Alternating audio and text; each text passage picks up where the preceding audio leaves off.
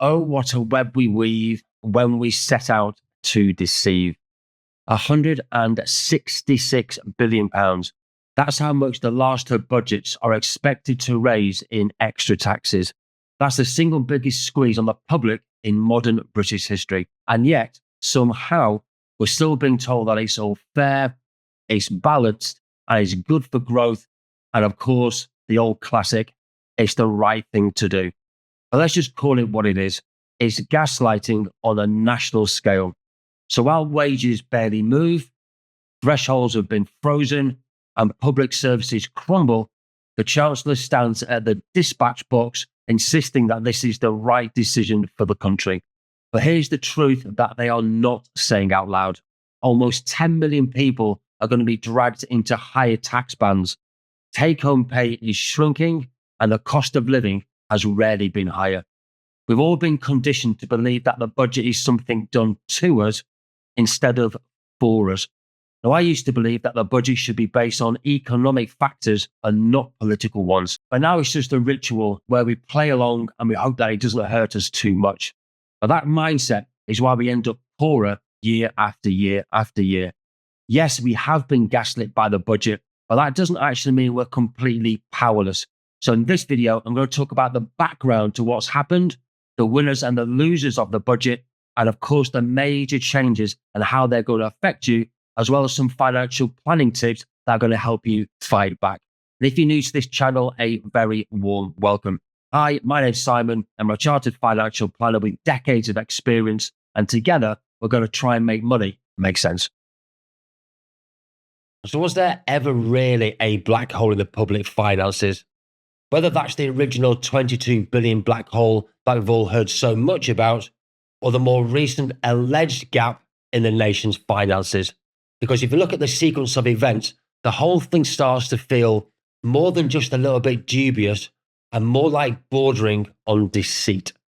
So on 31st of October, the OBR quietly confirmed there was a £4.2 billion surplus. And that's hardly the language of an imminent collapse of the economy. And that would indicate that the economy was a little bit more resilient than expected. Yet within days, on the 4th of November, we were treated to that dramatic breakfast address, and that's now been nicknamed the Cheerios press conference. And that's where Rachel Reeves spoke of challenges, difficult choices, and consequences. And that's the kind of rhetoric and framing you use when you need the public to be primed for something which is very unpalatable. And sure enough, that message paved the way for another £26 billion in tax rising, pushing the UK forward to a projected 38.3% tax burden by 2030, and that's the highest since records began over 300 years ago. Just let that sink in for a minute. Now, all that means that Britain is now heading for a tax burden which is greater than in wars, recessions, the oil crises, or any of these supposedly exceptional moments of the recent past, such as the pandemic or the global financial crisis. Now, this graph on screen from the OBR highlights the scale of the problem. Projected growth is down. Projected borrowing is also expected to go down as well, because we're all going to be paying more taxes. And the probability of the current budget being met, according to the OBR, is just 59%. Meanwhile, we're told that £16 billion of this tax raise is going to be given away in state benefit increases. Now, that's important for those who need it, of course, but for everybody else, and that's us who are footing the bill, it's another reminder that the system is very quietly, steadily shifting away from rewarding work and contributing to society. For example, as the two-child cap is being removed, a three-child working family will need £71,000 a year to match the equivalent of a three-child family who aren't working. May that make sense? Then, of course, we had the leaks, those endless leaks. There were numbers drip-fed to the press. There were little hints. They were fed to institutions like political kite flying in front of the public. Now, this was less of a budget preparation and more like a psychological conditioning using the classic nudge strategy.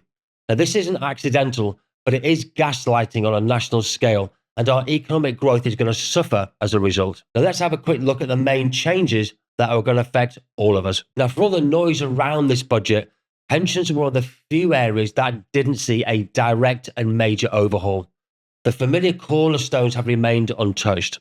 That means that the tax-free cash is still capped at £286,275.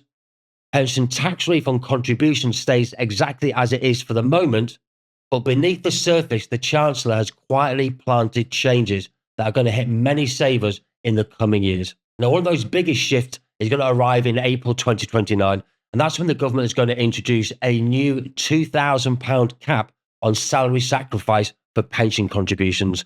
Now, on paper, that sounds small, but the consequences are anything but.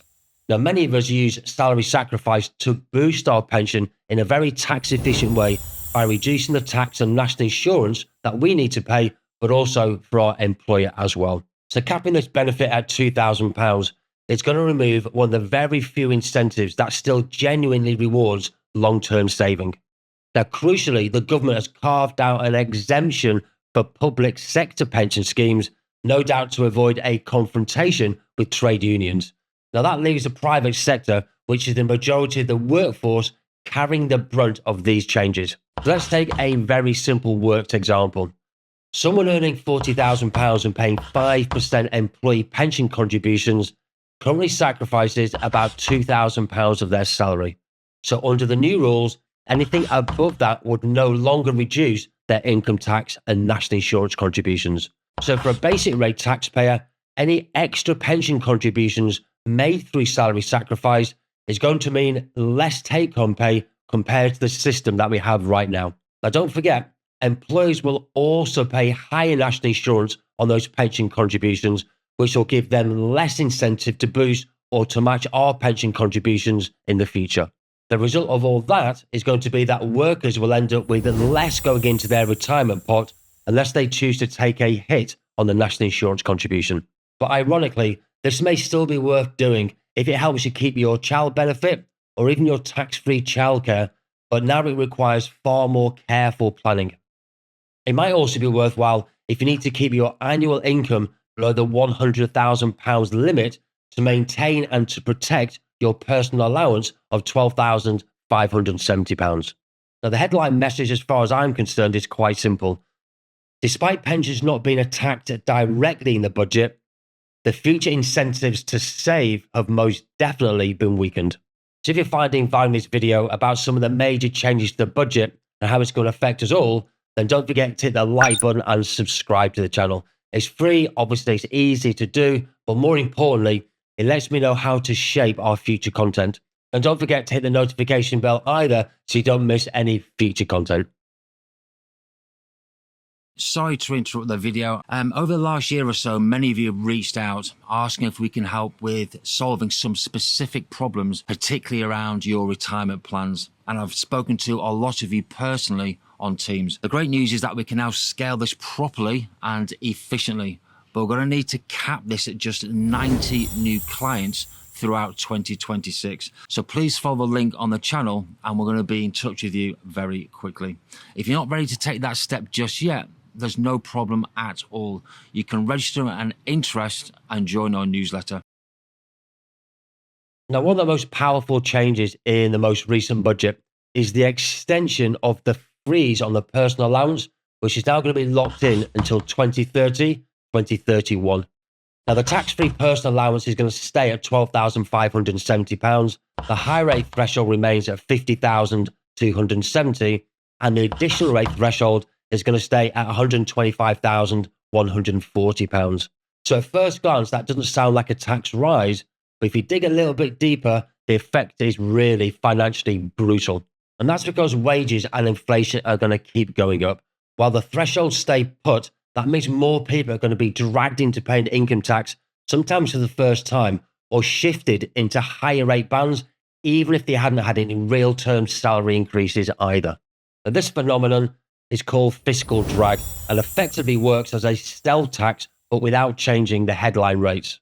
Now, across the UK, projections suggest that this freeze will pull 5.2 million people into paying income tax for the first time by 2030. And on top of that, 4.8 million additional people will be forced to pay either 40% tax or the 45% tax bracket. That's over 10 million people who are going to be paying more tax than they are right now. And don't forget that the state pension is also going to be above the personal allowance from April of 2027. So that means millions of pensioners are also going to be paying tax on their state pension for the first time. Now, it's worthwhile remembering that these thresholds have been frozen since 2021. But if they had risen with inflation, they would now be closer to £15,000 and would all have more money at the end of the month. Now, this is a very structural shift, and be under no mistake, the burden of public finance is now quietly but definitely being shifted onto the shoulders of ordinary workers like you and I. Now, from April 2027, the tax landscape for savers is going to be changing again, and it's not hard to see a pattern that's emerging. The government is squeezing every single route that ordinary people use to build their financial security. Now, first, the tax on your deposit interest on your savings is going to be rising by 2%. And that means you're either going to be paying 22% or 42%, while the personal savings allowance is going to stay frozen at £1,000 for a basic rate taxpayer or £500 for a higher rate taxpayer. Now, this means that more people are going to start paying tax on their interest simply because rates are higher is another stealth rise, but dressed up quite clearly as fairness. Now, for example, at the time of recording, Monument Bank is offering 4.51% for an easy access account. That means if you're a basic rate taxpayer and you've got more than £22,172 in savings, you're going to start to pay tax at the higher savings tax rate of 22%. Now, don't forget that HMRC is going to have greater powers to see if you actually need to pay income tax on your savings, and those powers are going to come into force also from April 2027. Now, don't forget, cash ISAs are also going to be reshaped too. Now, the annual allowance for cash ISAs is going to be £12,000 for those of you under 65, but it's going to remain at £20,000 once you hit the age of 65. All that means at least £8,000 must be invested in stocks and shares. And then there comes the catch. So you won't be able to set up an ISA and invest £8,000 in stocks and shares, only to then sell the stocks and shares and then hold the money in cash or cash-like instruments such as money market funds. So holding too much cash in a stocks and shares ISA may mean that you fall outside of the eligibility criteria, meaning HMRC could treat this as a breach and apply a tax charge or even a penalty. So savers are now being encouraged to move cash from restrictive cash ISAs into taxable deposit bank accounts, where they're now going to face a new higher deposit tax rate. This is what they've designed to be, almost like a perfect doom loop. So all that means you might have to invest instead. But that route isn't much kinder either. And there's going to be some changes coming into effect from April 2026 that you need to know about. The dividend tax rises are also going up by 2%. And that means you're going to be paying 10.75% if you're a basic rate taxpayer or 35.75% if you're a high rate taxpayer. So if you save too much in your cash ISA, you're going to be penalised. If you save too much in your bank account, you're going to be penalised. And if you invest outside of your pension or your stocks and shares ISA, guess what? You're going to be penalised. And if you try to move money between the two, you risk tripping over the eligibility rules. Now, this is a new financial landscape. Pick your poison because every option is now going to cost you more. Now, of course, we can't stop the frozen tax thresholds, the ISA squeeze, or the national insurance cap on salary sacrifice, but you can control your own strategy. You can consolidate your own pensions, you can cut fees and check them where you can. You can review whether your investment mix is actually working for you to meet your goals. You can also make full use of what allowances you do still have, such as your ISA and your pension tax relief, and of course, on any employer contributions as well. You need to plan your income carefully, especially around child benefit, the thresholds, and any allowances. But you also need to invest with intention and not go on autopilot. Now, these aren't the only risks that we need to face. I've included another 2 videos in this series about whether a £200,000 pension will buy you freedom, and another on the new powers that HMRC are going to have from April 2027. Thank you for watching to the very end and for your time and for your patience as always, and we'll see you all again next time.